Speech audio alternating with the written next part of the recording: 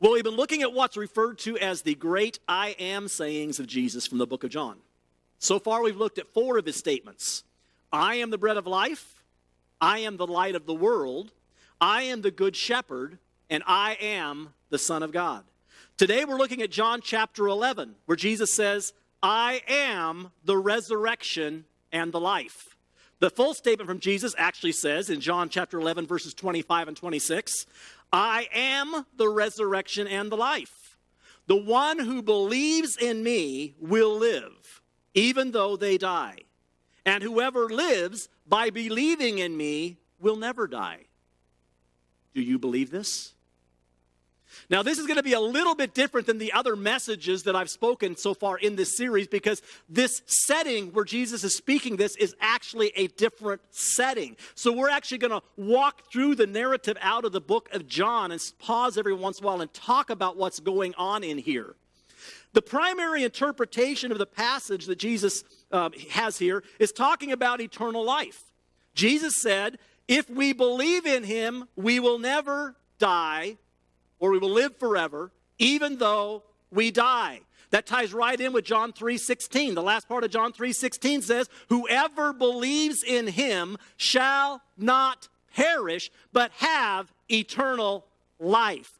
Now, the setting that we're at here, this is at the tomb of Lazarus. Jesus' best friend, Lazarus, has died. And Jesus is standing outside the tomb saying, I am the resurrection and the life. He who believes in me shall never die, but shall live forever. But he's standing in front of the tomb of someone who has just died. When Jesus said these words to Martha, she understood what we just talked about. Yes, I know he will rise again in the resurrection. I know he will have eternal life. And that is really what Jesus is saying. But there was so much more to what Jesus was saying, because he wanted Martha to have faith beyond just the future. He wanted her to have faith for the here and now. Martha and all of the other mourners had given up all hope of ever seeing Lazarus again this side of eternity. They thought that the situation they found themselves in today was the end of the road. No good can come out of this. What we see today is reality. There's nothing that can be done about it. But Jesus wanted them to know that all things are possible for those that believe. Have you ever noticed that life doesn't always go the way you planned on it going? How many have been alive long enough to figure that out? Some of the kids may not know that yet. They may know whatever I've got planned now, that is my future. I can plan my own destiny. We can make plans, but sometimes God hears our plans and he laughs at our plans, because sometimes our plans are not bold enough. They're not big enough, and God says, I have bigger dreams than what you even have. But we plan things out, and we wake up one morning and we say, how did I get here? How did this happen? This was not part of my plan. Now, sometimes we find something comes across our path because we made some poor choices.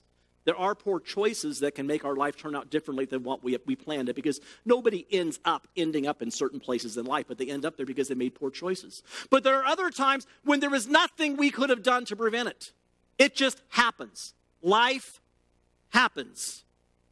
Sometimes there's a storm, like a hurricane or an earthquake. We've been hearing a lot about those on the news. None of those people planned on having everything they owned destroyed by a hurricane or by an earthquake. They had better ideas than that. But storms come through and there's nothing we can do to stop them. It just happens. There's nothing we can do to prevent it. That's what's happened in our story today. Nobody wanted Lazarus to die. We could actually say he was too young to die. He wasn't an old man. Why do people die before their time? I mean, it is appointed unto every man to die, but we always think that's going to be in the future. Sometimes things happen to people. They didn't plan it. And yet here they are, staring death in the face. But even in those times when we don't understand what's happened, God is still in control. God has not forgotten us. God has not turned his back on us. He is right there through that storm. So let's go back to the beginning of this story, and let's see how this story unfolds. One of my favorite stories in the Bible. I say that all the time, I know. I've got a lot of favorite stories in the Bible. But this story is just so cool. John chapter 11, starting with verse 1. It says, Now a man named Lazarus was sick. He was from Bethany, the village of Mary and her sister Martha. This Mary, whose brother now lay sick, was the same one who had poured perfume on the Lord and wiped his feet with her hair. So the sisters sent word to Jesus, Lord, the one you love is sick. When he heard this, Jesus said, this sickness will not end in death. Now remember, we just talked about Lazarus is dead. Okay, this was before that. Jesus said, this sickness will not end in death. No, it's for God's glory, so that God's Son may be glorified through it. Now, Jesus loved Martha and her sister and Lazarus. So when he heard that Lazarus was sick, he stayed where he was 2 more days. Wait a minute. I think I read that wrong. Jesus loved Martha and her sister and Lazarus. So when he heard that Lazarus was sick, he dropped everything and ran immediately to Lazarus' side. My Bible was interpreted incorrectly. Because isn't that what we do? When we hear that somebody we love is sick, it's a family member or a good friend, we don't stay where we are 2 more days. We call our boss and say, I'm not going to be there tomorrow. My mom is sick. My brother's sick. My best friend is sick. I'm taking off. I'm catching the first airplane. I'm out of here because I love this person. But it doesn't say that happened. Jesus loved Lazarus so much that he stayed where he was for 2 more days. Doesn't make sense. Now, it doesn't exactly say it here, but it's implied that Jesus understood how serious the illness was. It's not that he said, it's no big deal. It's a sniffle. He's going to get over it. Or like when our kids fall down and skin their knee. Grow up. It's going to get better. Here, let me put a Band-Aid on it. You'll be okay. It's implied that Jesus knew how serious it was. It's not that he was making light of the situation. The message was probably, Jesus, the doctor just left. Your friend Lazarus is very sick. It's terminal. Doctors are only giving him a couple of days to live. If you want to see him alive, you need to come right now. I got a call like that on my mom when we were living in California.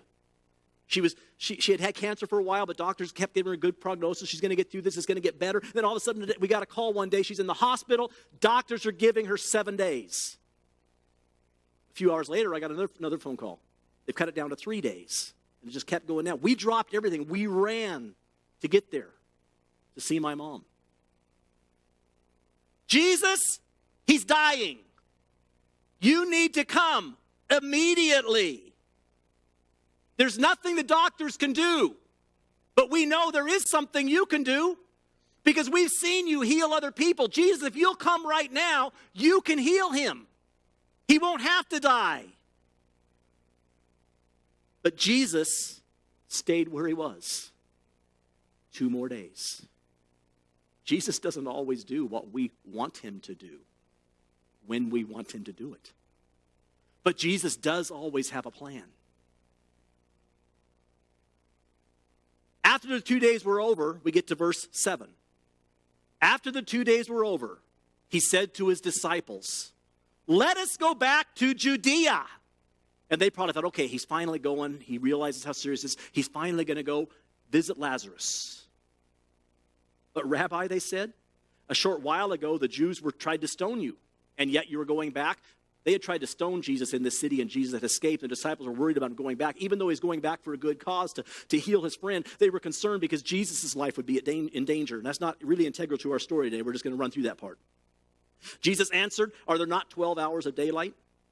Anyone who walks in the daytime will not stumble, for they will see by this world's light. It's when a person walks at night that they stumble, or they have no light. So he said, don't worry about me. I'm going to stay in the light. I'm going to be, of course, Jesus could have escaped anyway. He's done that many times before. He says, don't worry about that. And then after he said this, verse 11, he went on to tell them, our friend Lazarus has fallen asleep, but I'm going there to wake him up. His disciples replied, Lord, if he sleeps, he will get better.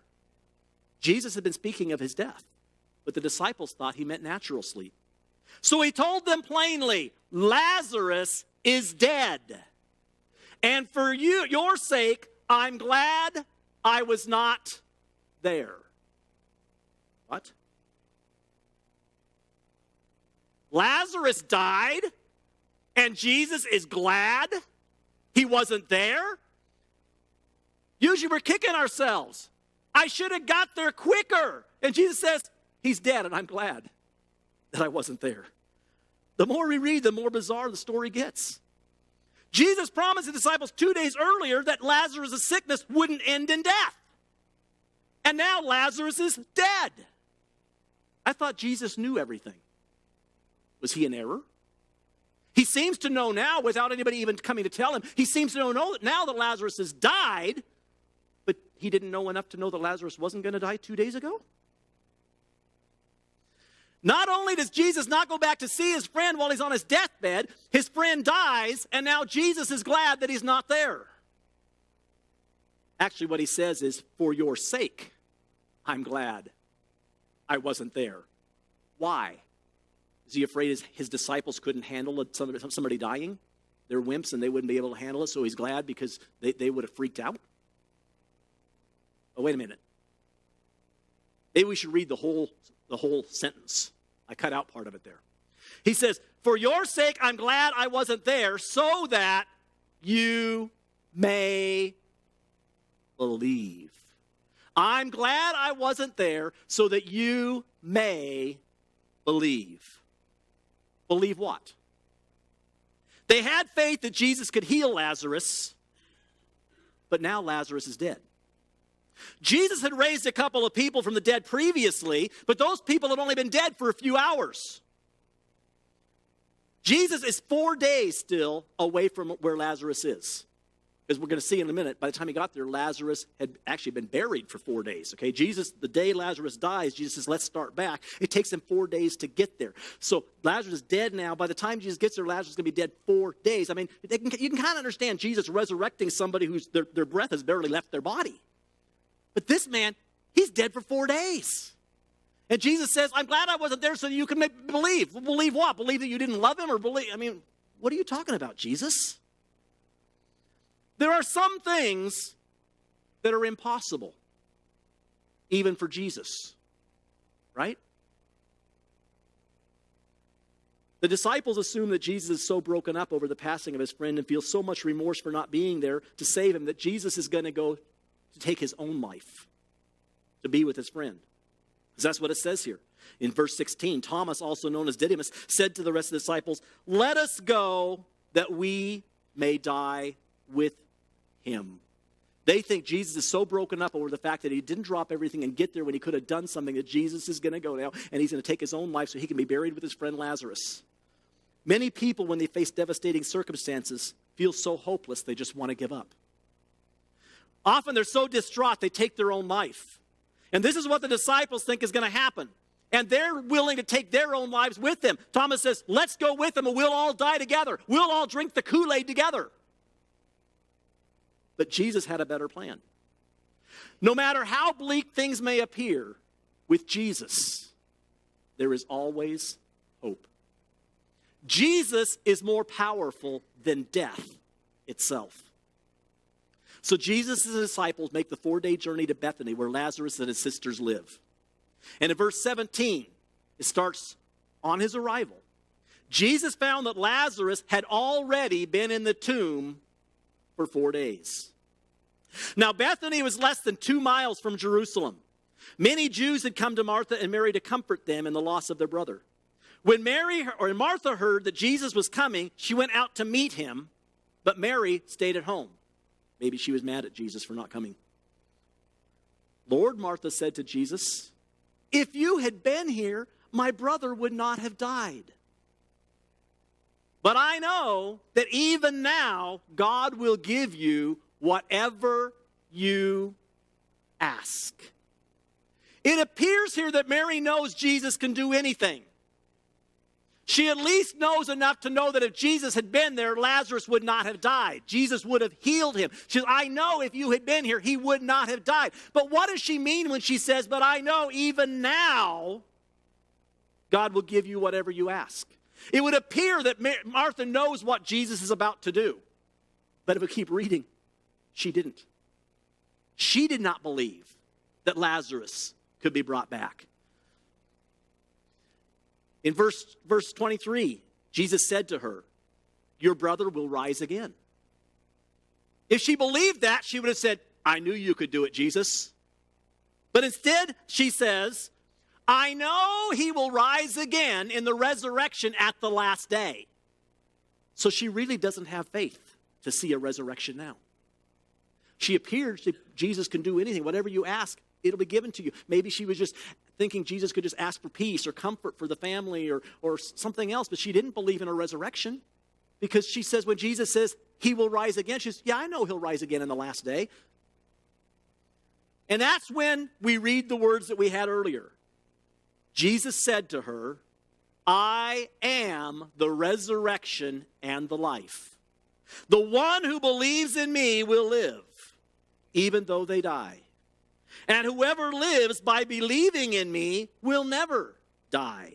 Now, obviously, he's talking about the everlasting life because we will all someday die and leave this earth. It is appointed unto a man once to die. We will all die physically. So he is talking about the eternal, but he has more in it than that. Then he says, do you believe this? And what does she say? Verse 27, yes, Lord, she replied, I believe that you are the Messiah, the Son of God, who has come into the world. So Jesus said, I am the resurrection and the life. He who believes in me shall live even though he dies. Now she said, yes, Jesus, I believe you're going to do it. My brother's going to rise. I'm going to see my brother again. She's pumped. She now believes. He says, do you believe it? She says, yes, I believe you are the Son of God. I believe you can do anything. Let's do this, Jesus. It's one thing to say we believe. But it's another thing to actually believe when something is right in front of us. How many of you guys ever have those moments where your faith wavers? 1 minute, yeah, God got this. God's going to do this. Next minute, I'm not sure God can do this. Oh, yeah, God can do anything. Ooh, but this is a pretty big thing. I'm just not so sure. We all have those moments. It's easy to say we believe.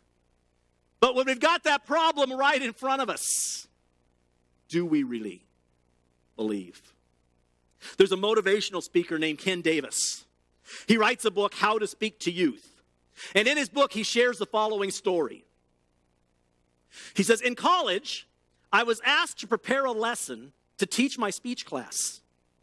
We were to be graded on our creativity and ability to drive home a point in a memorable way. The title of my talk was The Law of the Pendulum. I spent 20 minutes carefully teaching the physical principle that governs a swinging pendulum. The law of the pendulum is, a pendulum can never return to a point higher than the point from which it was released. Because of friction and gravity, when the pendulum returns, it will fall short of its original release point. Each time it swings, it makes less and less of an arc until it finally is at rest. The point of rest is called the state of equilibrium, however you pronounce that, where all forces acting on the pendulum are equal. I attached a 3-foot string to a child's toy top and secured it to the top of the blackboard with a thumbtack. I pulled the top to one side and made a mark on the blackboard where I let it go. Each time it swung back, I made a new mark. It took less than a minute for the top to complete its swing and come to a rest. When I finished the demonstration, the markings on the blackboard proved my thesis. I then asked, how many people in the room believed the law of the pendulum was true? All of my classmates raised their hands. So did the teacher. He started to walk to the front of the room thinking the class was over. In reality, it had just begun.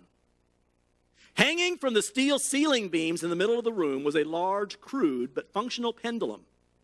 250 pounds of metal weights tied to 4 strands of 500-pound test parachute cord. I invited the instructor to climb up on a table and sit in a chair with the back of his head against a cement wall. Then I brought the 250 pounds of metal up to his nose, holding the huge pendulum just a fraction of an inch from his face. I once again explained the law of the pendulum that he had applauded only moments before. If the law of the pendulum is true, then when I release this mass of metal, it will swing across the room and return short of the release point. your nose will be in no danger. After the final reinstatement of this law, I looked him in the eye and asked, Sir, do you believe this law is true? There was a long pause. Huge beads of sweat formed on his upper lip. And then weakly he nodded and whispered, yes. I released the pendulum.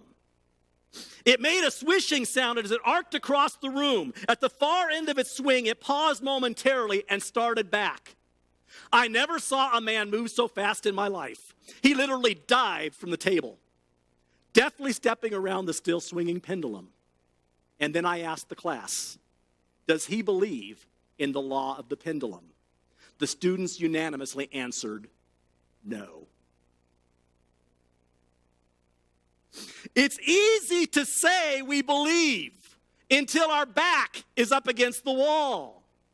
We say that God can do anything. We tell other people God can do anything. When they're going through a problem, we say, don't worry about it. God's got this. But when it's our back against the wall and we're facing the problem in the face, do we really believe? Do we believe God can do anything? Martha appears to believe. She says, yes, I believe you are the Son of God. I believe you can do anything. And it sounds, if we stop right there, like she believes. But let's keep reading. Verse 28. After she said this, she went back and called her sister Mary aside. The teacher is here, she said, and he's asking for you. When Mary heard this, she got up quickly and went to him. Now, Jesus had not yet entered the village, but was still at the place where Martha had met him.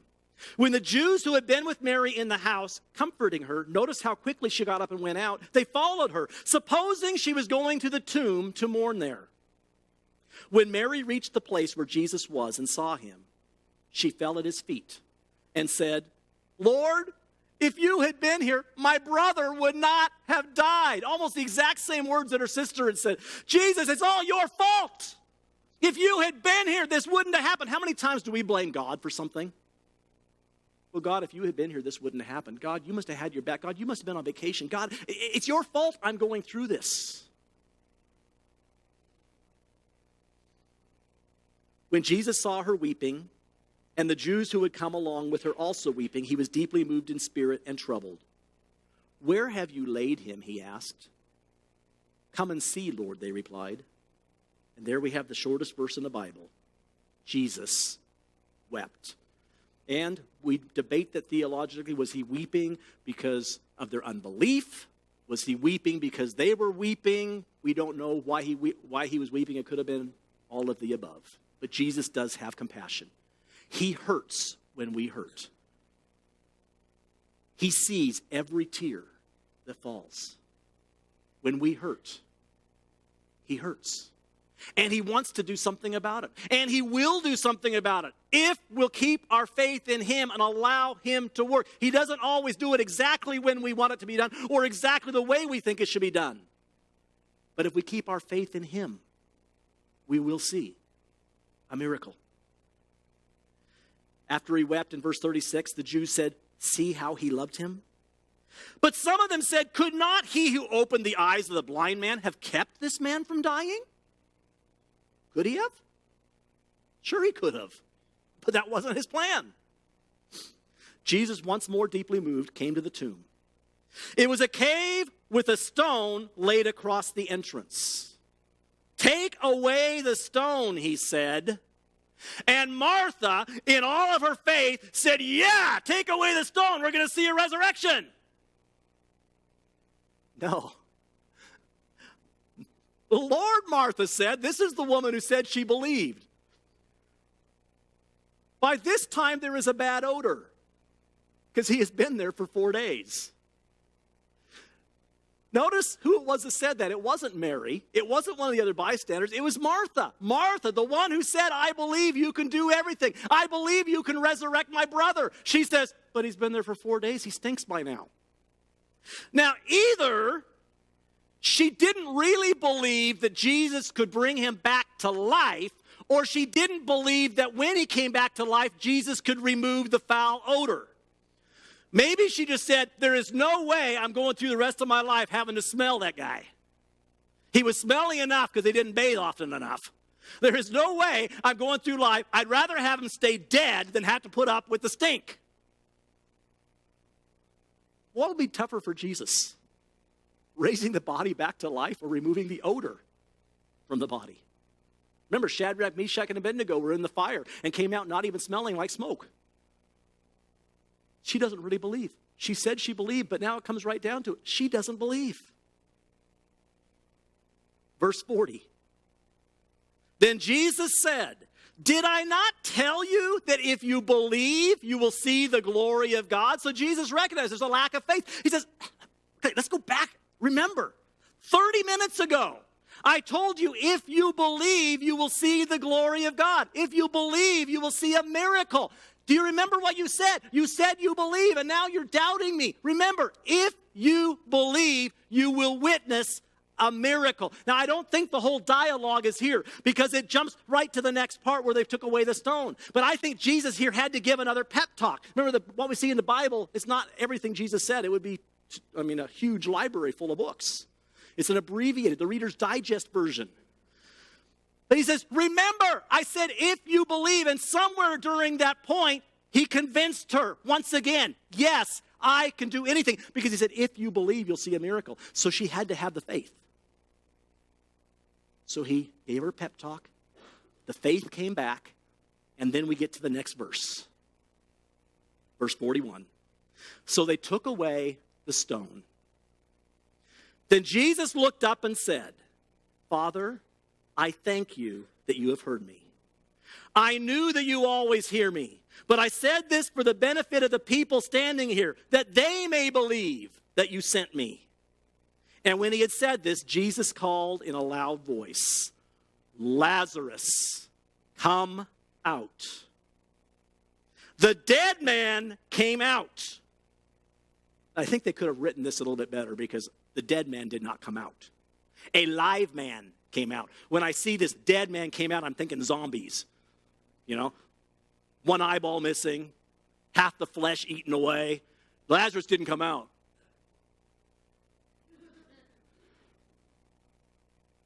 It should read, when he said this, the man who was once dead came out. The man who was no longer dead came out. Because Lazarus didn't come out a partial human being. He came out fully restored. The illness, whatever it was gone. He came out fully restored. Lazarus came out, his hands and feet still wrapped with strips of linen. But he was fully alive inside that linen. And no stink. And a cloth around his face. And Jesus said to them, take off the grave clothes and let him go. All of the other I am statements made by Jesus were to people who did not yet believe. He said, I am the good shepherd, trying to get them to understand that he was the Messiah, the Son of God. He said, I am the light of the world as he's standing below the giant menorah, trying to get them to understand, I am that light. That candle represents the Messiah who's going to come. I am that light. Every other I am statement was to people who did not yet believe. This one was to people who already believed. It was his disciples and his friends. They already knew he was the Son of God. But he spoke to them and said, I am the resurrection of the life. I can do anything. Do you believe? You say you believe in me. But now that you're faced with a trial, do you really believe? He wanted them to realize that even though they said they believed, their faith was still weak. They claimed to believe, but their faith wavered. Now, after seeing this miracle, you would think they'd believe anything. But they still lacked faith. Because it wasn't too long after this miracle, they saw Jesus raise Lazarus from the dead. It wasn't too long after that Jesus himself died. And you'd think they'd say, no big deal, because Jesus told us this was going to happen. See, Jesus explained it all to him. He said, in not too many days, they're going to arrest me. They're going to put me on trial. They're going to nail me to a cross. I am going to die, and I'm going to be put in a tomb. But on the third day, I'm going to rise again. And you'd think these guys, after seeing this, would say, I believe. If I believed that Jesus was going to rise on the third day, you know where I would be on the third day? I'd be sitting there watching the tomb. I'm going to witness this miracle because Jesus said it's going to happen and I believe him. I'm going to be there. I'm going to see it with my own eyes. But they didn't believe because they were hiding. They didn't really believe. They said they believed, but they didn't believe it. Now, in all reality, I would have been one of the disciples. To be honest with you, they probably have more faith than I do. It's easy for us to say, I wouldn't be like them. I'd have more faith. But now think about your own life. Think about the trials you faced. Do you believe? Life will throw us many curveballs. Life is full of broken expectations, lost dreams, setbacks, illnesses, disappointments. These things always take us by surprise. When they happen, we don't understand what's going on. It's easy to blame God and think God dropped the ball. Mary and Martha both blamed Jesus for their brother's death. They both said, if you had been there, this wouldn't have happened. But Jesus had allowed it to happen for a purpose. It didn't surprise him. It was actually part of his plan. You know what? Sometimes bad things happen to good people. It's part of God's plan. He's trying to build our faith. He told the disciples, I'm glad this happened so that you can believe. We love to claim the promises of God. All things work together for good. And we can tell other people that when they're going through a problem. Remember, Jesus promised all things work together for good. Something good is going to come out of this. But do we remember that when we're facing a problem? I can do all things through Christ who gives me strength. That's easy when things are going good. But what about when our back is up against a wall? My God will supply all my needs. But when we're facing that bill, we don't know where our next meal is going to come from. It's easy to say it when things are going well. But when we've got nothing and we don't know where it's going to come from, do we still believe my God will supply all my needs? In verse 40, Jesus said, did I not tell you, if you believe, you will see the glory of God? I don't know what kind of problems you're facing this morning. Life might have thrown you some curveballs. In the natural, the mountain you're facing might seem too high, or the valley might seem too wide. There's no way I can do that. You know what? You're right. You can't. God can. Do you believe that God is bigger than your problem? Do you really believe that God is bigger than your problem? If we truly believe, we will see the glory of God.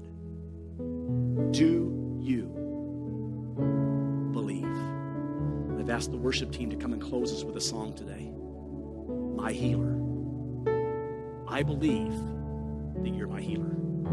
I believe that you're everything I need, because it may not be a physical healing you need. Maybe it's something else you need. It doesn't matter what you need. Jesus is the answer. Do you believe it? I'm not going to make you stand. If you'd like to stand, you can stand. If you don't know the words, you just want to listen to it as it's sung, that's fine. The words will be on the screen if you want to sing it. But let's all claim the promise, and not just claim the promise, but truly believe the promise. He is everything we need. He will do it. Probably not the way we think it's going to be done. Maybe not in the time frame we think it's going to be done. But Jesus, I believe you